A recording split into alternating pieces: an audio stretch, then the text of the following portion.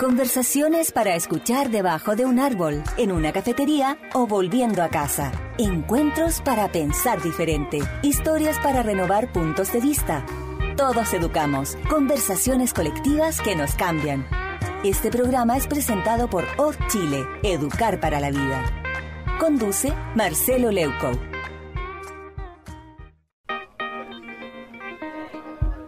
Hola, bienvenidos a otra entrega de Todos Educamos. Con el correr del tiempo, y sobre todo últimamente, nos hemos enterado de que existe algo que hace millonarios. Que existe un mecanismo nuevo, y hay un montón de gente joven, y no solo joven, que supo ver, supo apostar y supo ganar mucho dinero con un término que ya se hizo famoso, Bitcoin. Después aprendimos de que Bitcoin es uno de las criptomonedas que existen y tuvimos que empezar a averiguar qué es lo que era una criptomoneda, que no tiene nada que ver con un cementerio. La verdad queremos entender de qué se trata. Queremos entender si es cierto o no que la gente se hace millonario. Queremos entender cómo funciona el mecanismo económico y cómo funciona el mecanismo tecnológico de estas nuevas realidades que se han creado. Para eso tenemos dos invitados. Miguel Clagues, bienvenido Miguel. Gracias. Miguel es presidente de la Asociación de Bitcoin de Chile y tiene estudios en ingeniería comercial. Y se dedica a esta asociación a informar y educar acerca de la existencia de este fenómeno. Y tenemos también a Marcia Durán, que es informática y que está aquí para respaldarnos en la conversación también sobre aspectos más profundamente tecnológicos del asunto. Así es, muchas gracias. Entonces la primera pregunta, Miguel, ¿cuándo surge y por qué surge el concepto de criptomoneda? Contrario a como mucha gente piensa que el Bitcoin se creó el año 2009, el concepto de criptomoneda aparece mucho antes, en la década del 90. La lista de correo Cypherpunk, es donde por primera vez se acuña la palabra criptomoneda. ¿Qué es la lista de correo Cypherpunk? Es un foro que conformado por programadores, informáticos, hackers, en donde se discutían varios temas, un poco criptoanarquistas, como se le llama.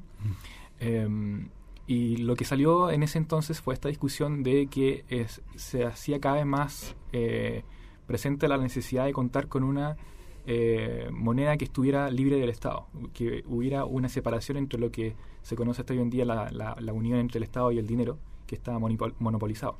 Entonces nació esta idea de de empezar a trabajar en una criptomoneda. Hubieron varios proyectos desde entonces que cumplía el propósito de que fuera un sistema que se autoadministrara, que se controlara su misión sin que hubiera alguien tomando esas decisiones a través de una política monetaria. Y hubieron varios proyectos, unos fallidos, otros que fueron bastante interesantes, pero finalmente no fue hasta el 2009 en donde Satoshi Nakamoto inventó el Bitcoin y puso una solución concreta a ese tema. Utilizaste un término que me resulta muy interesante, criptoanarquista. ¿Qué es eso? Hay un poco ideológico, político en el asunto de como te comentaba, esta separación entre Estado y dinero. O sea, ¿pero por qué cripto? ¿De dónde viene la palabra? Viene en realidad del todo el tema de utilizar criptografía militar en el cifrado de las transacciones en Bitcoin. Más que nada eso. ¿Y el significado de la palabra cripto qué es? O sea, cripto es más que nada la abreviación de criptografía. O sea, ¿Y el uso de la criptografía del cifrado que se utiliza en las transacciones del ¿Y qué función tiene militarmente eso? No, o sea, lo que se utiliza harto en el aspecto militar, que la criptografía. Esto es, criptografía vendría a ser como esconder. Claro, es como cifrar. Ponerles claves para poder entender. Claro, o sea, cifrar un mensaje que se pueda solamente cifrar en un solo sentido y no descifrar en reversa. O sea, es el aspecto. Ok, entonces los criptoanarquistas son un grupo que defiende la separación entre la economía y el Estado, o están contra el Estado como buenos anarquistas. O sea, en ese aspecto no sé si se llamaban a sí mismos criptoanarquistas, pero se les conoce como cypherpunk. O sea, Cypherpunk, claro. Cypherpunk. Justamente. Perfecto.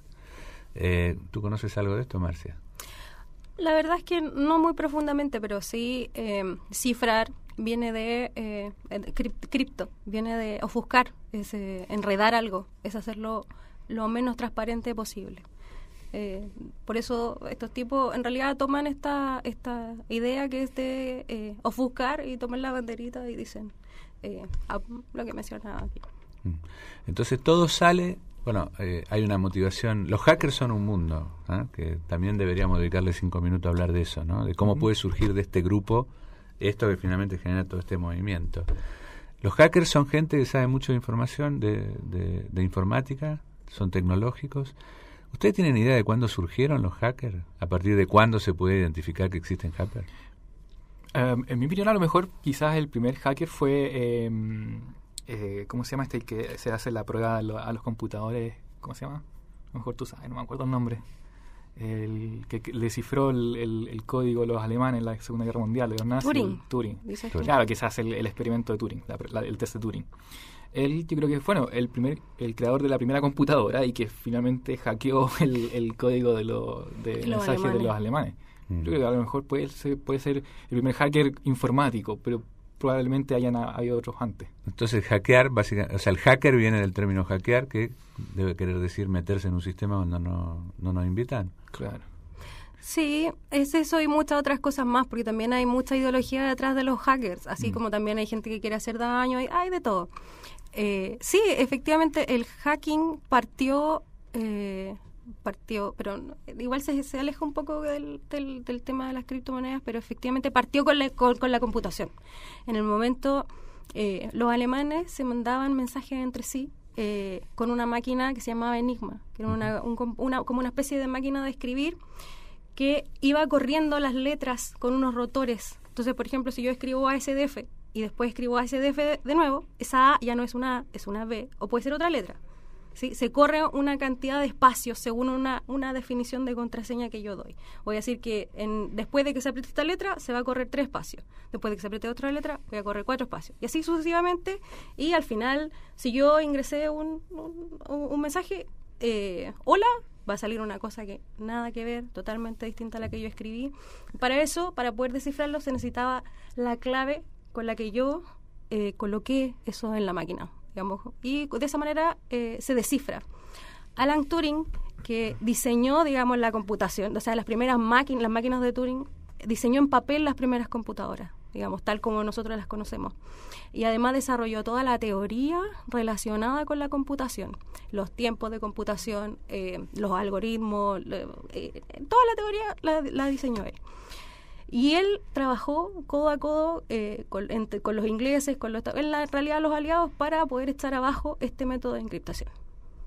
Eso. Y de ahí viene entonces, él es se podría decir que... el fundador, el maestro, el pionero, el ídolo de los hackers, digamos.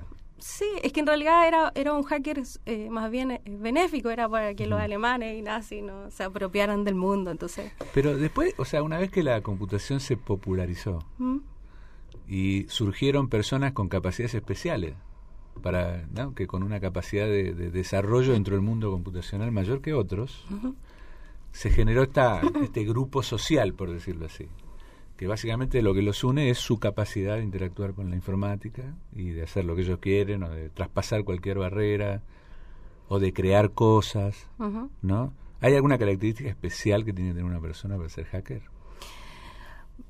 En realidad, es que yo diría que el hacking como tal está más bien mitificado.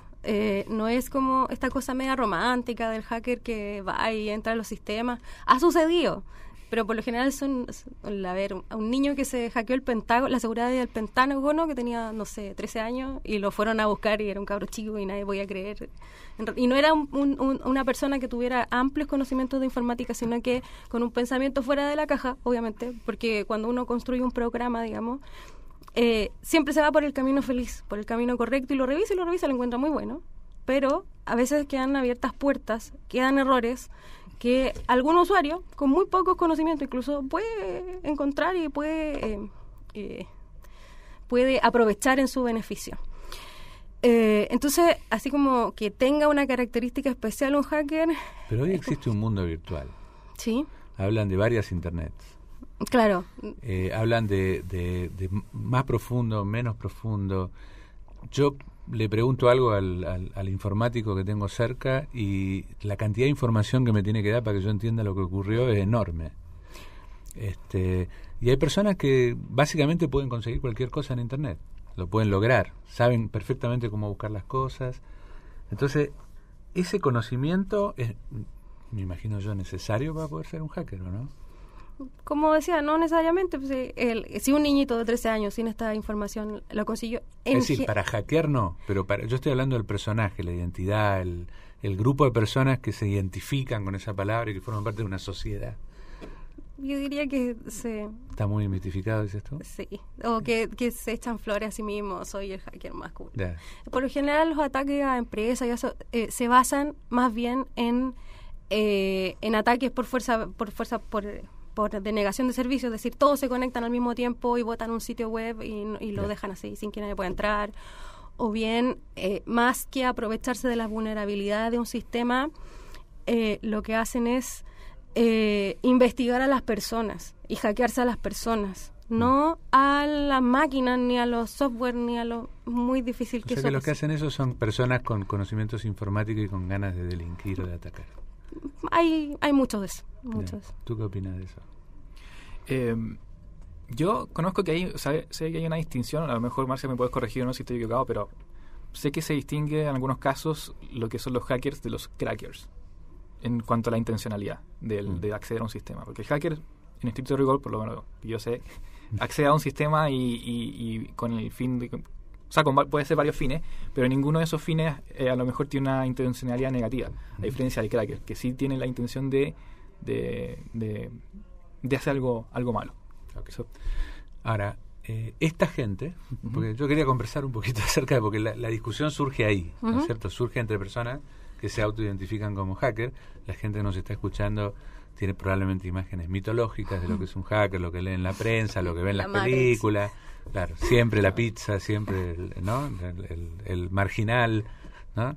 Que se queda todo el día arriba del computador y que le piden algo y lo logra y dice, soy invencible y todo eso. Bueno, pero acá hubo gente que se puso a discutir temas de corte filosófico, de corte sociológico, y que tenía una ideología que decía, hay que separar, digamos, el Estado no tiene por qué controlar todas las cosas, creemos un espacio de libertad y que no tenga, digamos, la discrecionalidad que el Estado tiene. Tú dijiste control monetario, claro, están los bancos centrales de los países, están las reservas, manejan la economía, afectan a todo el mundo, y por supuesto es un sistema corrompible porque es un sistema humano en donde hay influencias políticas, donde hay malas intenciones, intereses. Entonces ellos quieren hacer un sistema libre de todo eso. ¿Cómo continúa la historia? Bueno, ¿cómo continúa esto? La primera aparición de Satoshi Nakamoto, por lo menos de lo que se conoce en lo que es público, fue en una convención de hackers, curiosamente también, el año 2005. Esto participó en esa convención una persona que se llama Bernard von Nothaus, que fue el creador del dólar libre, que fue una versión del dólar, pero sin la emisión de un ente centralizado. Y esto se conoce porque Bernard von Nothaus contó esta historia, y él dijo que en esta convención él se fue contactado por Satoshi Nakamoto y Satoshi estaba interesado en conocer más sobre el dólar libre, cómo lo había creado, cuáles eran sus ideales, etcétera. Y la lección que sacó Satoshi Nakamoto a partir de la historia de Bernard von Nothaus fue que finalmente, en un tiempo posterior a esa convención, Bernard von Nothaus fue condenado a prisión federal por la emisión de una moneda que no estuviera controlada por el Estado, o sea, por un ente centralizado como la Reserva Federal. Entonces, justamente saca la lección ahí Satoshi Nakamoto de que tenía que lanzar su creación en forma anónima. ¿Satoshi Nakamoto era qué y quién en aquella época? Él es, o ella, o ellos, porque no sabemos quiénes son, o si una persona finalmente, es el creador de Bitcoin. No sabemos quién es. Ya. Nunca se lo vio, no se sabe. No. Todas las interacciones con él han sido a través de foros, todo online. Hay quienes opinan dentro de esta comunidad, y alguien ahí por ahí que dice que Satoshi Nakamoto es una hidra de muchas cabezas. Yeah. Entonces, finalmente el legado que deja es eso, o sea, el aporte que lo hace en forma anónima, totalmente desinteresado económicamente, sobre esto porque perfectamente él podría haber sacado provecho de esto, pero no lo hizo, no lo ha hecho. Y eso. O sea que el Bitcoin se crea por una entidad medio fantasmal llamada Satoshi Nakamoto, que nunca se lo vio, que saca lecciones entonces de las consecuencias de hacer esto al aire libre, digamos, de cómo se afectan intereses y cómo termina uno si lo hace. Puede ser un grupo, puede ser una mujer, puede ser hasta un estado, nadie sabe. Pero no lo sabemos, pero tampoco es relevante saber quién es. Porque de la misma forma, por ejemplo, en que usamos trigonometría hoy en día o usamos teorema de Pitágoras, no importa ni es relevante saber quién fue Pitágoras. No importa saber si fue hombre, fue mujer, si fue alguien bueno, alguien malvado, porque el teorema de Pitágoras funciona igual. Es una verdad. Entonces Sakamoto lo que hizo fue crear un algoritmo. algoritmo. En realidad sería interesante a lo mejor saber quién fue Satoshi Nakamoto, pero pero sana curiosidad más que nada. ¿Pero qué hizo él? Su creación, una vez que supo esto, ¿qué hizo concretamente? Claro. O sea, más que nada su creación aquí trasciende al creador. Y en el momento en que él puso en funcionamiento la red de Bitcoin, el año 2009, el 3 de enero para ser específico, él dejó encriptado un mensaje a modo como de legado de por qué estaba creando esto. Y ese mensaje, que está en la primera, como en el primer bloque donde aparece esto en línea, correspondía al titular del periódico The Times, de justamente ese mismo día, que decía que se estaba relacionado al rescate financiero de los bancos por la crisis del 2008. Entonces, en definitiva, ese era el mensaje que quiso dejar Satoshi, que esto más que nada era el reemplazo a la forma en cómo estamos administrando el dinero hoy, que está monopolizado en los bancos centrales. Y en todos estos acuerdos de que hay ejecutivos que hacen cualquier cosa y después viene el Estado y los salva. Y lo salva porque antiguamente, no estábamos hablando, no sé, de la Edad Media, más o menos, hasta 1600, 1700 todavía incluso, los banqueros, cuando cometían estos errores y dejaban a la gente sin su dinero, eran colgados. Se iban a la horca. Sí. Hoy en día reciben un rescate financiero. Entonces, salvo en Islandia. Claro. Islandia es el único país en el mundo que tomó a los banqueros que hicieron todo esto y los metió presos y generó un nuevo sistema bancario. Se espera que ojalá otros países tomen el ejemplo. Pero entonces él es un creador anónimo que quiso hacer justicia o que quiso generar un sistema más justo o distinto, y deja entonces muy sugerentemente este aviso de esto lo hago contra los bancos y contra el Estado. No sé si tan directamente así, pero la idea de proponer un sistema descentralizado, yo creo que eso parte por ahí. ¿Pero qué es eso? Porque, bueno, ya conocemos la historia, ese señor o señores, o quién sabe, decide crear algo. Yo todavía no entiendo qué creó. Bueno, la creación en sí es una criptomoneda que se le llama, que más que nada es una moneda digital, funciona solamente a través de Internet, no existen versiones físicas de esto. Y la gracia que tiene, en definitiva, que es descentralizado, que quiere decir que no es administrado ni emitido por un ente central, como el Banco Central o la Reserva Federal, etcétera. ¿Cómo se crea eso en un computador y cómo todo el mundo tiene acceso a eso? Entonces, lo que hizo Satoshi Nakamoto con la creación del Bitcoin fue acompañarlo de esto un protocolo en un programa, y que cualquier persona puede descargar ese programa. Y al descargarlo y instalarlo en un computador, esto se conecta a otros computadores que tienen la misma versión del programa. Y se queda una red distribuida que opera bajo estas reglas del protocolo. O sea, todos conocen estas reglas y saben qué resultados van a producir. Paralelamente a eso se puede descargar otro programa adicional que sirve para hacer una actividad que en criptomonedas se conoce como minería, ¿ya? Y que es la producción exactamente del Bitcoin, es por la cual se generan Bitcoins automáticamente cada 10 minutos. Y eso está administrado en forma automática. O sea, uno baja este programa, la única intervención humana es descargar el programa, instalarlo y ponerlo en funcionamiento. Una vez que ya funciona, hace todo el proceso en forma automática de hacer este proceso de minería y producir los Bitcoins. No entiendo nada. Me gustaría a mí aportar en ese aspecto. Toda esta tecnología se apoya en algo que se llama blockchain, cadena de bloques. Imaginemos, por ejemplo, que nosotros vamos nosotros aquí en la radio decidimos que vamos a tener 10 créditos. 10 créditos para ti, 10 créditos para mí, 10 créditos para mí. Y los vamos a tener 10 monedas. Okay. Entonces, Marcelo me va a dar dos monedas porque yo hable 10 minutos. Entonces me va a dar 2 monedas. Yo aquí tengo un papelito 2 papelitos. Uno que dice que yo tengo 2 monedas, o sea, que yo tengo ninguna moneda en mi billetera, de que tengo 10 y que no he recibido nada. ¿Me expliqué bien? Sí. Y todos tenemos una cuenta de que de que todos tenemos 10. Yo sé que Marcelo tiene 10, Martín me dijiste, perdón. Miguel tiene 10, Marcia tiene 10. Entonces todos tenemos 10, yo tengo 0 en mi billetera, ¿y qué es lo que va a pasar? Hablé los 10 minutos y Marcelo me dice, ya, yo te doy 2 monedas. Ah, ok, entonces yo agarro y anoto en mi billetera que yo gané 2 monedas, borro 2 monedas de la billetera de Marcelo, ahora tiene 8, y tengo este papelito centralizado en donde todos llevamos la cuenta. Y todos hacemos lo mismo. Usted borra sus 2 monedas, borra las 2 monedas y todos compartimos la información. Todos sabemos ahora entonces lo que pasó. Lo que pasó. Usted me entregó. Ahora, para que esto sea un poco más privado, en vez de todos vamos a usar un apodo. No me voy a llamar Marcia, voy a hacer M. M1, M2, por decir M3, todo, no yo me acuerdo. M1, M2, M3. Entonces M1 le da a M2. Llega alguien de afuera y mira nuestras cuentas y dice M1 movió 2 a M3. Así. Y puedo mirar quién movió a quién. Todos pueden, cualquiera que venga de la radio puede decir, yo quiero una copia del libro de cuentas. Y así nos entendemos y tenemos nuestras monedas mágicas escritas en papel. Esto funciona así en Internet. Tenemos nuestras moneditas escritas y cualquiera puede bajar un programita que es la copia de esta base de datos. ¿Sí? Así se llama, una base de datos distribuida, porque todos tenemos un trocito de la información. ¿Sí? ¿Qué es la minería de datos?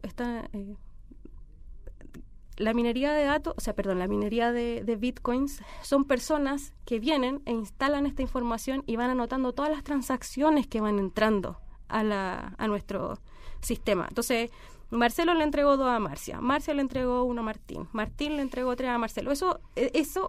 Cuando yo tengo un conjunto de transacciones que se realizaron, yo voy, las tomo y las coloco en un paquetito. Yo digo, todas estas transacciones de aquí van a formar un nuevo bloque. Y eso es el bloque. Voy a mirar la transacción anterior y voy a decir, esa transacción tiene el número 3. Entonces, esta va a ser la transacción número 4. Para que la transacción quede segura, lo que voy a hacer va a ser tomar información de la transacción anterior, información de la nueva transacción, voy a tomar un número aleatorio y voy a crear una firma con esos 3 datos, una firma nueva que se llama hash, que es un número que se calcula, en realidad es una palabra muy larga que se calcula a través de la info anterior, la nueva, y con eso yo firmo el nuevo bloque. ¿Sí? Que es un bloque de información, que es una lista de transacciones, y así se crea una nueva cadena. Y por crear ese bloque, a las personas que se dedican a la minería les dan sus Bitcoin, se ganan sus monedas, sus criptomonedas. Y así funciona el sistema. ¿Me expliqué? Entonces, las personas que ganan monedas en el sistema Bitcoin son personas que arman cadenas, ¿podemos decir eso? Que hacen minería de datos, arman cadenas y ganan Bitcoin. O sea, los mineros tienen varios roles, principalmente los 2. Primeramente es verificar las transacciones, como acaba de comentar Marcia, y con esta actividad se da paso al segundo rol, que es mantener la red segura. O sea, en el momento en que esto está suficientemente distribuido, se vuelve cada vez más inhackeable. O sea, siempre tiene un grado de hackeabilidad, pero mientras más descentralizado, más es más y difícil. Todavía no estamos hablando de dinero real o capacidad adquisitiva. Estamos hablando simplemente de cómo se va construyendo esta red informática. Así es. Que hoy se llama Bitcoin y le puede generar ganancias a las personas. Estamos llegando a la mitad del programa. A usted espero haya comprendido el mecanismo. A mí me quedó medianamente claro. A partir de ahora empezamos a hablar de cómo funciona el sistema económico del Bitcoin. Enseguida volvemos.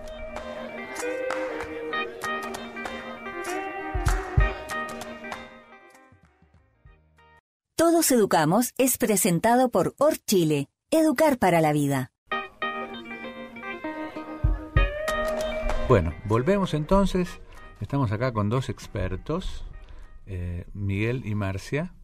Miguel es presidente de la Asociación de Bitcoin de Chile, cuyo objetivo y labor es precisamente educar e informar acerca de la actividad de las criptomonedas en Chile. y Marcia es una especialista en informática, y ambos han hecho un gran esfuerzo por tratar de hacernos entender a nosotros legos cómo se creó, de dónde sale la idea del Bitcoin y qué significa en términos concretos. Voy a hacer un mini resumen para las personas que recién se suman. Existe una persona llamada Turing, que es de alguna manera el padre de la computación moderna. Turing descifró un encriptado de un sistema alemán de información en la época de la Segunda Guerra Mundial. Se puede reivindicar a este señor como el primer hacker. A partir de ahí, bueno, por supuesto se desarrolla la informática. Con la informática se desarrollan conocimientos y surgen estos personajes que saben cómo manejarse dentro de la red, más que el común de las personas. Hicimos una distinción entre los hackers, que son personas que navegan con cierta facilidad, tienen una gran cantidad de conocimientos, técnicas, metodologías para hacerlo, pero son en general personas bien intencionadas, de los crackers, que usan ese mismo conocimiento para meterse a sistemas y generar daño. Se nos explicó que a veces pasa que un usuario común, mirando desde afuera con una mirada ingenua, puede también generar un ingreso a un sistema muy complejo simplemente porque pensó en una idea y le resultó, como fue el caso de un niño de 13 años en Estados Unidos. Y después se nos terminó explicando el sistema de cadenas que se denomina blockchain, que yo creo que da para toda una discusión en otro programa acerca de los usos que puede tener esto, pero en particular en el caso de los Bitcoin, es una forma de empaquetar transacciones y de generar cadenas de transacciones de manera que todo el mundo pueda tener acceso, que haya un sistema de control distribuido y no central, y que sea, en la medida en que hay tantos usuarios que tienen control sobre esto, no hay la posibilidad de que un usuario agarre todo esto y lo pervierta, porque debería modificarlo frente y en los computadores de todas las personas que son testigos y son garantes de esta transacción, y que al hacer ese trabajo, que se llama minería de datos, se puede uno ganar un Bitcoin. Hasta ahí llegamos en la primera parte del programa. Si me tienen que corregir, por favor, adelante.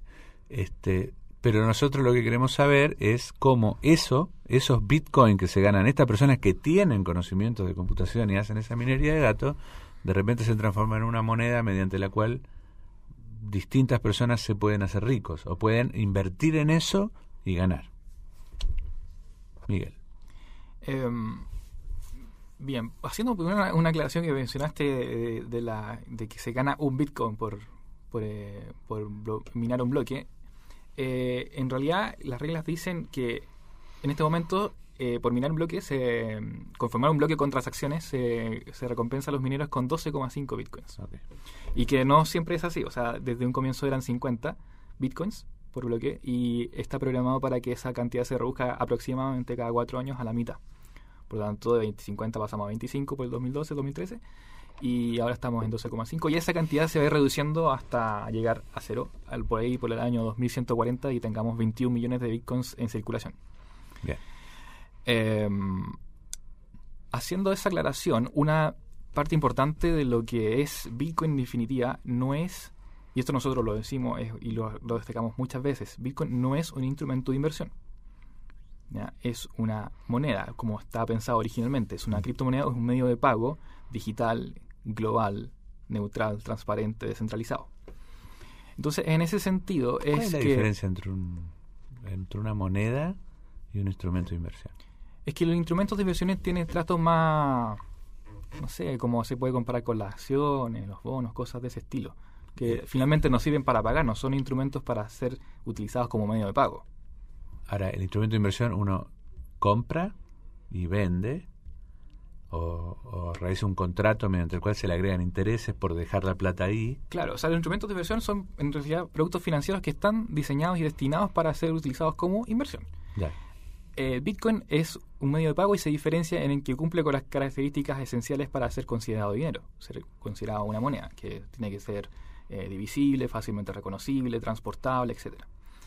Y en esos aspectos, bueno, hay varios factores por los cuales tiene que ser considerado dinero y no todas las monedas como las conocemos cumplen al 100% con esas características. Hay unas que son más perfectas que otras y Bitcoin cumple con estas características bien con todas ellas. Explícame por qué una moneda puede no ser perfecta, por ejemplo. Porque, por ejemplo, podría no cumplir con el concepto, con la característica a lo mejor de no ser fácilmente transportable. En la historia del dinero, nosotros cuando la revisamos, vemos, por ejemplo, que ha evolucionado el dinero como lo hemos conocido. O sea, partimos, por ejemplo, haciendo trueque en un comienzo, hace más de 2000 años probablemente. Luego vinieron las primeras formas de mercancía, donde no hacíamos solamente trueque, sino que ya intercambiábamos, por ejemplo, conchas de mar, sal, de ahí proviene la palabra salario, que se pagaba con sal. Luego vino la siguiente innovación, que fueron ya los metales preciosos, donde pagamos con oro, y simplemente cada una de estas evoluciones que vimos en la historia de la humanidad han ido resolviendo y tratando yendo acercándose a estos elementos que debe tener el dinero para poder ser considerado como dinero perfecto, que no siempre se cumple a cabalidad. En algún momento incluso vimos que no me acuerdo exactamente el nombre, pero había unas tribus donde utilizaban unas piedras gigantes, así como de 2 metros, y que obviamente esas piedras no se transportaban, sino que solamente se hacía el traspaso de propiedad, pero eran consideradas monedas en ese entonces. Y en ese aspecto es que Bitcoin cumple con estas características, que es ser un medio de pago global que podemos utilizar en cualquier parte del mundo donde yo solamente tenga un teléfono celular y acceso a Internet, y yo puedo enviar dinero. Entonces, cumple con esas características para poder ser considerado moneda. Perfecto. Y por lo tanto, nosotros por eso es que decimos que Bitcoin finalmente es dinero y no es un instrumento de inversión. Ahora, si no es un instrumento de inversión, ¿por qué genera ganancias? Bueno, finalmente genera ganancias porque existe todo este tema del trading con el Bitcoin. O sea, la gente entiende que esto tiene un valor, de la misma forma, por ejemplo, que el dólar vale 600 pesos chilenos, y ese valor fluctúa. En el caso del Bitcoin fluctúa bastante. Cada minuto está fluctuando el valor de un Bitcoin. Y bueno, eso se debe principalmente porque es una economía del Bitcoin todavía relativamente pequeña en comparación de lo que puede llegar a ser algún día. Y sobre todo en comparación de otras economías a nivel de moneda, como son el dólar, el peso, la libra esterlina, el euro, etcétera, que tienen sus valores también y que fluctúan igual todos los días, pero tienen fluctuaciones mucho menores.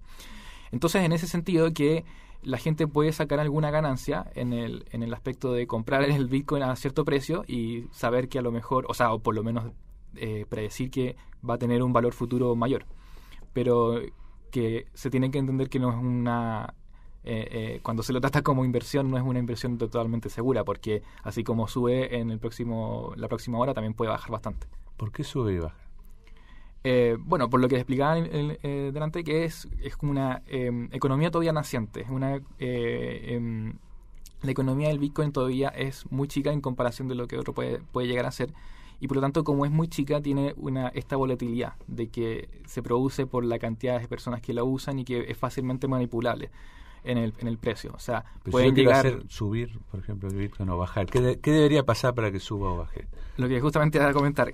Por ejemplo, pueden llegar de un momento a otro grandes inversionistas con cantidades gigantescas de dinero y llegar al mercado y poner órdenes de compra de Bitcoin en un gran volumen, y por lo tanto eso va a lograr en el mercado de esa oferta y demanda que el precio empiece a subir cada vez más. Porque porque se concentra todo este interés, que en realidad son un par de personas, en comprar Bitcoin, por lo tanto sube el precio.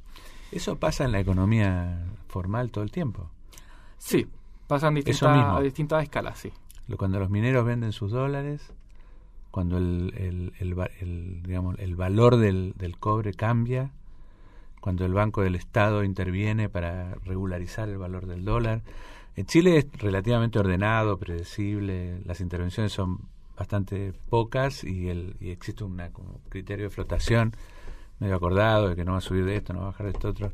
En países más desorganizados como Argentina, el dólar puede ir a 6 veces su valor, después bajar 1, y siempre hay la intervención de privados comprando y vendiendo. A veces el Estado, a veces George Soros, ¿no? Y se generan estos dumping de plata. O sea que lo que tú dices es, cuanto más grande el sistema, más estable es. Claro, porque se reduce infinitamente la volatilidad del valor nominal de la unidad. Porque nadie puede tener la capacidad tanto dinero como para poder influenciarlo. Claro, justamente. Nadie tiene la capacidad por sí solo de manipular el precio. Y en este caso Bitcoin, lamentablemente, porque está en un nivel de adopción todavía, entonces todavía en ese aspecto es manipulable el precio. Ahora, estas historias de gente que se hizo rica con el Bitcoin, ¿qué es lo que sabes tú?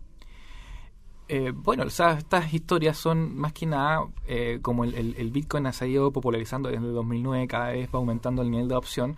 Eso también se va reflejando en el precio de un Bitcoin. O sea, por ahí por el año 2013, yo manejo cifras en dólares, que es lo que más me acuerdo siempre, pero en 2013 estábamos viendo cotización del Bitcoin a $200, $300 más o menos. Entonces, estos millonarios que de repente saben ahí que obtienen ganancias es porque finalmente descubrieron el Bitcoin en estos primeros años de nivel de adopción, y por lo tanto a nivel que está cotizando hoy en día, que son alrededor de 6.000, ¿cuánto está más o menos cotizando? Al tiro. Claro, $8.000. No, a ver. No, está 6.000 y tanto. 6.000, está desactualizado. Casi $7.000 en este momento cotizando un Bitcoin, que son aproximadamente en mercado local poco más de 4 millones. Entonces, obviamente, desde el 2003 o 2012, cuando se metió estos primeros early adopters, que se le llama, hasta el día de hoy, obviamente, el valor de un Bitcoin ha subido bastante. Por lo tanto, es de ahí donde después capitalizan esa inversión. Justamente. Fueron los que primero apostaron, los que ganaron, o sea, los que se subieron a la ola antes de que empezara a crecer. Claro. Visionarios que dijeron, puede que haya algo aquí, compraron, invirtieron en sus Bitcoin. Ese momento ya pasó, y es súper importante que todos lo sepan. Eso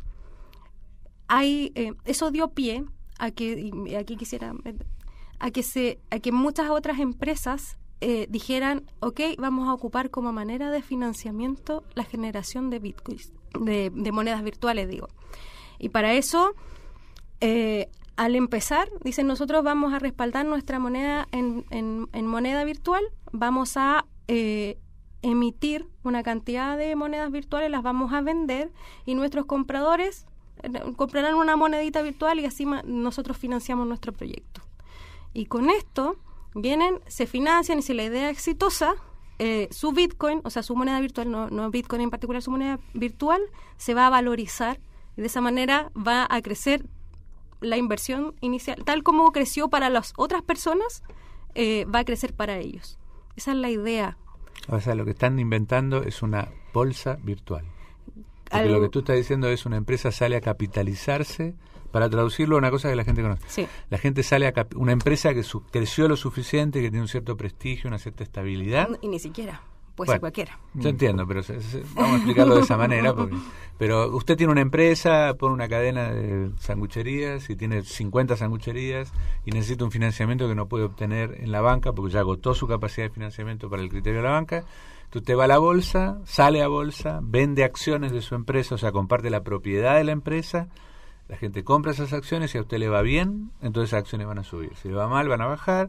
Es una apuesta, ¿no? Claro. La gente en general tiende a apostar por las empresas más grandes, que son las que obtienen financiamiento más fácil, digamos, claro. Y todo se concentra en grandes carteles, pero de repente surge una oportunidad, y de ahí viene el logo de Wall Street, y detecta nuevas empresas y dice, compre esta acción porque le va a ir bien, y cosas así. En este caso, estaríamos hablando de que, no hay propiedad de la empresa sobre las personas que compran la criptomoneda. ¿Sí? Eso es súper importante. En el caso de las acciones sí hay propiedad, en este caso no hay propiedad. Esa es la gran diferencia. Es decir, perdiste tu después se supone que si se evalúa esa moneda, yo puedo liquidarla o puedo comprar bienes o servicios con esa, o la puedo liquidar con la misma empresa. Oye, ¿sabes qué? Devuélveme la lucas. Ok, perfecto.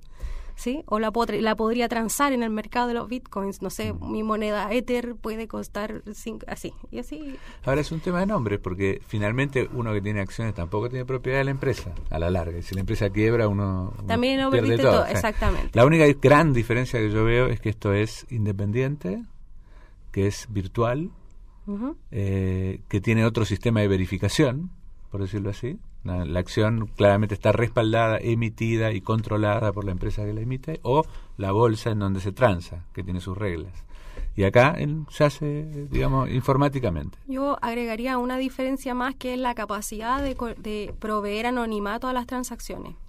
En este caso, por ejemplo, hubo hace un poco un robo, no sé cuántos millones se robaron en bitcoins, y se sabe más o menos a qué billetera cayó ese dinero virtual, pero quién es el dueño, y no se sabe quién se robó esos bitcoins.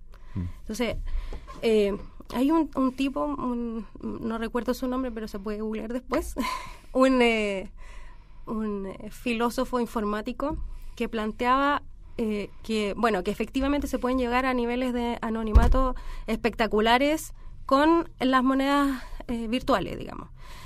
Al punto de que tú podrías hacer como una especie de... de hecho, el problema que plantea se llama el asesinato político, en donde tú podrías crear una especie como de bolsa de caridad en la que tú puedes donar dinero como apuesta para que alguien se muera si es que se portó mal. ¿Sí? Como una especie de Black Mirror, algo así. Entonces, por ejemplo, si un político actuó mal, yo podría decir, yo voy a apostar que tal político va a morir. Y tú lo colocas y nadie sabe que tú fuiste el que donó. Pero de pronto lo que se va a verificar es que esa cuenta, para que tal político, para que tal apuesta gane, empieza a crecer. No sabes de dónde viene la plata. Y de pronto alguien se gana la apuesta. Lo que significa que ese político, sí, desapareció de la faz de la tierra. Y quién recibe la plata tampoco lo vamos a saber. Entonces ese es el problema llevado a su extremo más como el más distópico. Sucede eso. Entonces hay una cosa con el anonimato en las transacciones que es súper importante de recalcar, diferenciar con los otros sistemas formales con los que nosotros contamos ya. ¿Puedo complementar esa idea del anonimato? Que si bien ninguna dirección de Bitcoin o de algunas criptomonedas están asociadas a una persona, porque para poder utilizar estos sistemas no nos piden llenar un formulario, no hay billeteras asociadas a un nombre y un apellido, datos personales, etcétera. En ese aspecto se cumple esa parte del anonimato, pero que es un anonimato igual limitado, porque la gracia que ofrece el blockchain es la trazabilidad de las transacciones. Por lo tanto, si hubiera, por ejemplo, no sé, por la PDI con su sección de cibercrimen, con los recursos necesarios y con el interés necesario para poder llevar a cabo esa trazabilidad, en algún punto, si es que el delincuente no es tan inteligente y se descuida y liquida, por ejemplo, Bitcoin que se robó en alguna plataforma, obviamente eso en algún punto se va a vincular, por ejemplo, con una dirección de IP y a lo mejor pueden encontrar el lugar donde está conectado. Entonces, si bien es anónimo porque ninguna dirección está asociada a una persona en particular, con nombre y apellido, podemos hacer trazabilidad y quizás en algún punto encontrar en la persona que está utilizándolo. Quiero dejar planteados dos temas a futuro que los voy a elaborar, es una promesa a los auditores. Uno es seguir explorando el tema blockchain y qué otros usos se pueden generar a partir de eso, que sé que hay otros. Es enorme. Y lo otro es, acabamos de levantar la alfombra a la Internet profunda, con la historia que contó Marcia. Deep Web. Sí, entonces Deep Web. Esos son los dos temas próximos a tocar. Lo que quisiera preguntarte ahora es, tú dices, alguien liquida Bitcoin. Esa es la parte que falta. ¿Cómo cobro la plata del Bitcoin? De la misma forma en que, o sea, similar a la forma en que lo compré, porque hoy puedo comprar o vender, voy a cubrir los dos aspectos, a través, por ejemplo, de plataformas online, de exchange. ¿Con mi tarjeta de crédito? No con tarjeta de crédito, o sea, en algunos casos sí con plataformas internacionales se suele utilizar tarjeta de crédito, pero existen plataformas nacionales acá donde uno se hace una cuenta de usuario y depositas tu dinero, pesos chilenos o bitcoins en esas plataformas. ¿Cómo lo depositas? A través de cuenta bancaria. ¿Transacción? Claro. O sea, transferencia. Claro. Perfecto. Una transferencia bancaria. ¿Y cómo lo ves? Y al vender se lo vendes a alguien, me imagino. Y pues, lo que pasa es que una vez que está acreditado el dinero en la plataforma, haces transacciones dentro de la plataforma y una vez que terminaste de hacer las transacciones, haces tu retiro ya sea en Bitcoin o en pesos o en otra criptomoneda. Perfecto. Según lo que la criptomoneda que acepte la plataforma. Esta es una de las formas que se puede comprar o vender criptomonedas. También está el concepto original que planteó Satoshi Nakamoto, que fue hacer los pagos directos entre personas, entre pares, sin intermediarios. Finalmente las plataformas son intermediarios, por lo tanto si queremos volver a la idea original, sería hacer un trato informal con otra persona a través de una red social, por ejemplo. Nosotros en Facebook tenemos una comunidad importante de 6.000, 7.000 usuarios y uno puede hacer una publicación en estas redes sociales y decir, oye, quiero comprar tantos bitcoins a tantos pesos chilenos, y se hace un trato informal, se juntan, que es lo más recomendable, reunirse con esa persona y hacer el trato directo. Hay criptomonedas aparte del Bitcoin en Chile, tengo entendido. No solamente en Chile, en todo el mundo existen. Entiendo, pero para alrededor de acercarnos 1500 a la realidad nuestra. ¿Ahí? Sí. O sea, bueno, cualquier criptomoneda que existe, no, como te digo, son sistemas globales. Por lo tanto, no es que exista una criptomoneda... Pero hay gente que creó criptomonedas en Chile. Sí, hay criptomonedas creadas por chilenos. Sí. ¿Cuáles son? Una de las primeras las que conocemos que se creó fue Prosus, ¿ya? Luego vino Chaucha y actualmente vimos la creación de Luca. ¿Funciona? Funcionan, sí, tienen su protocolo, su set de reglas, tienen su blockchain. Hay gente que invierte. Y hay gente que, claro, está invirtiendo, especulando con el valor, etcétera. Y cada una de estas criptomonedas también tiene sus ideologías y formas de Pero parece que eso no le gustó mucho a los bancos. Sí, es posible que no le haya gustado. No, pasaron cosas concretas. No me imagino, porque... Hubo bancos que no les permitieron seguir... no sabemos a ciencia cierta si la política de los bancos de cerrar las cuentas bancarias de los exchanges se debe a estas criptomonedas nacionales o no. Lo que sí sabemos es que, bueno, como te acabo de mencionar, cerraron las cuentas bancarias, cuentas corrientes de las plataformas que mencioné, en las cuales se puede transar. Bajo el argumento de decir no vamos a operar con empresas que utilicen o transen o usen de alguna forma criptomonedas. En un contexto sin regulación. O sea, lo que ellos están esperando los bancos es finalmente que haya una regulación para poder operar con estas empresas, lo cual llama un poco la atención porque mantienen, por ejemplo, cuentas corrientes con empresas que están en un marco que no hay regulación, como por ejemplo Uber. Ajá. Y no le han cerrado las cuentas corrientes a Uber, siendo que no hay un marco regulatorio todavía. Se está trabajando, lo sabemos, pero no hay todavía un marco regulatorio. Entonces, ¿cuál es tu hipótesis? Llama un poco la atención cuál es en definitiva, si esa es realmente la razón de haber cerrado estas cuentas corrientes o si es otra cosa. ¿Y qué podría ser según tú? Ciencia ficción. Mira, aquí nada más que un poco especulativo de qué podría ser, pero en definitiva quizás exista este temor, y no solamente a nivel nacional, sino que a nivel mundial este temor, y que se ha visto plasmado en las tarjetas de crédito también un poco que operan con criptomonedas, en que se ven amenazados por este dinero de uso libre, que no está controlado por un ente central. Entonces, un poco justificado, no lo sé, pero finalmente las criptomonedas como el Bitcoin o el Ether u otras no van a, finalmente, a lo mejor en mi opinión, no van a reemplazar los bancos, pero quizás van a restarle poder y relevancia, eso sí. Y a lo mejor eso es lo que están viendo. Salvo que los bancos empiecen a fabricar las suyas.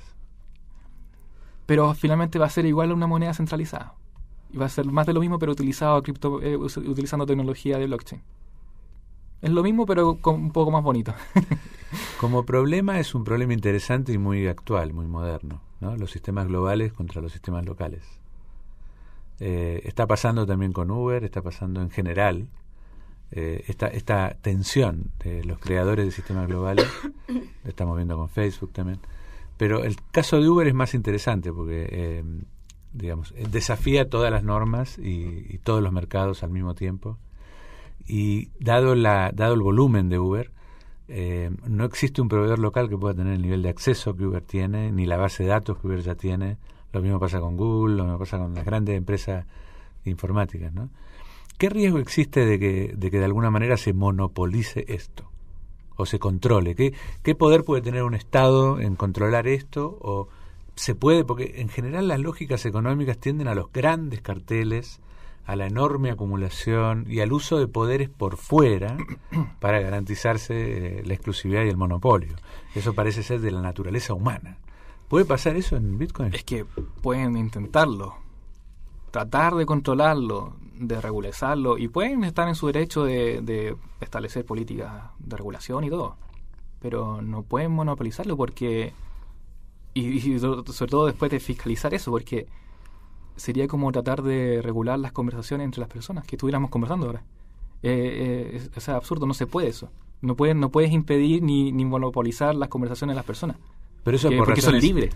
¿Por razones éticas o físicas? No, por razones físicas. Porque la gracia del Bitcoin, en definitiva, es poder realizar pagos directos entre personas sin pasar por intermediarios. Y tú puedes controlar a los intermediarios, puedes controlar a los bancos, puedes controlar a las plataformas de intercambio, les puedes poner reglas y todo lo que tú quieras. Pero si los usuarios de esas plataformas deciden llevar a cabo esos tratos directos, eso no se puede impedir.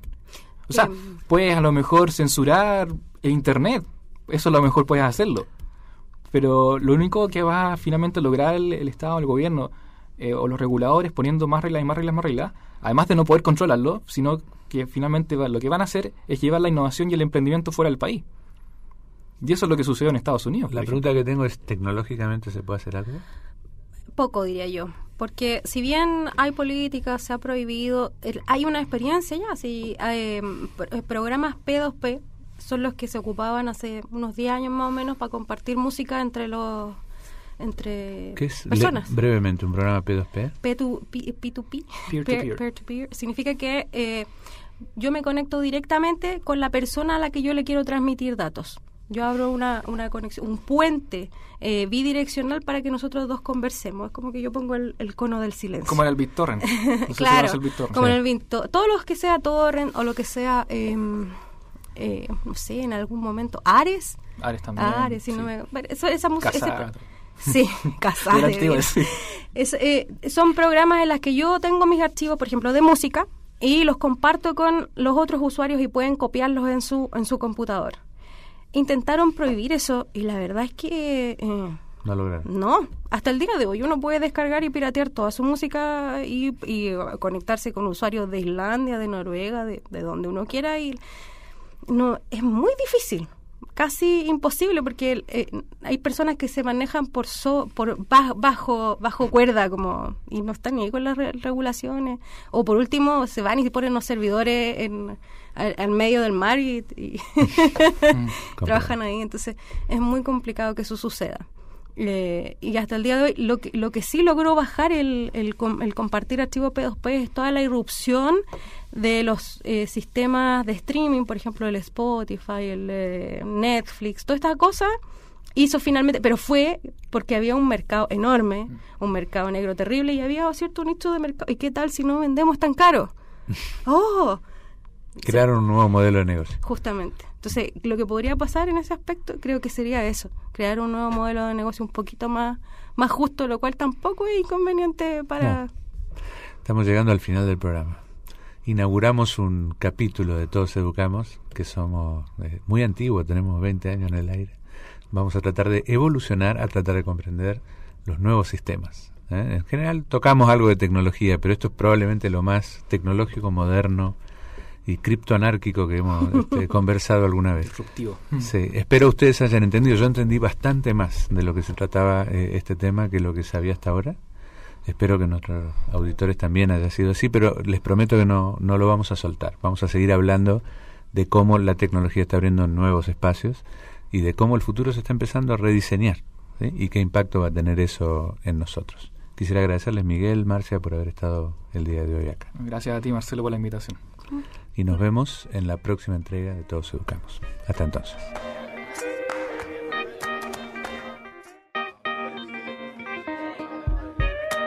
Radio Universidad de Chile presentó Todos Educamos. Vuelve a escuchar este programa en www.orchile.org. Comunícate con nosotros a través de Twitter y Facebook o escríbenos a info@todoseducamos.cl. Todos Educamos. Conversaciones colectivas que nos cambian.